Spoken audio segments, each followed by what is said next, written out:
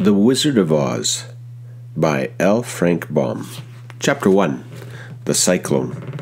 Dorothy lived in the midst of the great Kansas prairies with Uncle Henry, who was a farmer, and Aunt Em, who was the farmer's wife. Their house was small, for the lumber to build it had to be carried by a wagon many miles. There were 4 walls, a floor, and a roof, which made one room, and this room contained a rusty-looking cooking stove, a cupboard for the dishes, a table, 3 or 4 chairs, and the beds. Uncle Henry and Aunt Em had a big bed in one corner, and Dorothy a little bed in another corner. There was no garret at all and no cellar, except a small hole dug in the ground, called a cyclone cellar, where the family would go in case one of those great whirlwinds arose, mighty enough to crush any building in its path. It was reached by a trap door in the middle of the floor, from which a ladder led down into a small, dark hole. When Dorothy stood in the doorway and looked around, she could see nothing but the great gray prairie on every side. Not a tree nor a house broke the broad sweep of flat country that reached to the edge of the sky in all directions. The sun had baked the plowed land into a gray mass, with little cracks running through it. Even the grass was not green, for the sun had burned the tops of the long blades until they were the same gray color to be seen everywhere.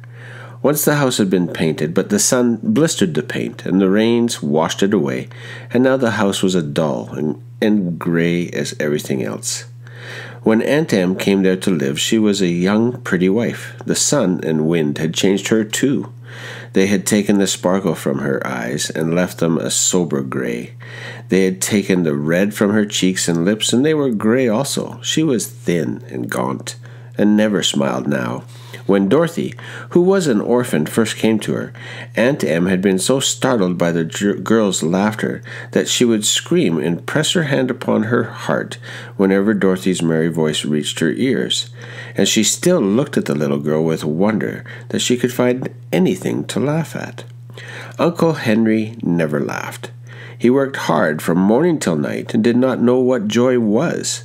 He was gray also, with his long beard to his rough boots, and he looked stern and solemn and rarely spoke.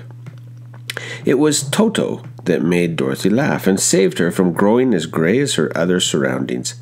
Toto was not gray. He was a little black dog with long silky hair and small black eyes that twinkled merrily on either side of his funny wee nose. Toto played all day long, and Dorothy played with him and loved him dearly. Today, however, they were not playing.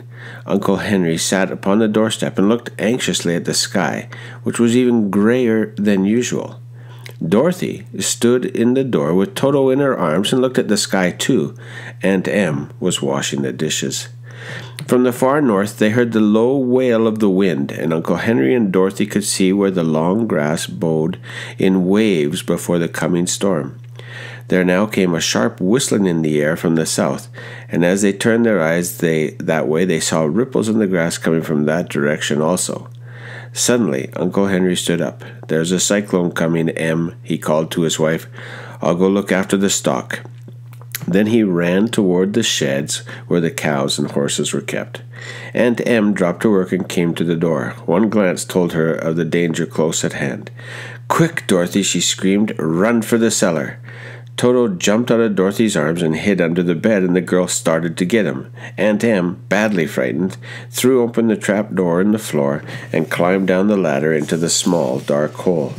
Dorothy caught Toto at last and started to follow her aunt. When she was halfway across the room, there came a great shriek from the wind, and the house shook so hard that she lost her footing and sat down suddenly upon the floor. A strange thing then happened. The house whirled around 2 or 3 times and rose slowly through the air. Dorothy felt as if she was going up in a balloon. The north and south winds met where the house stood and made it the exact center of the cyclone.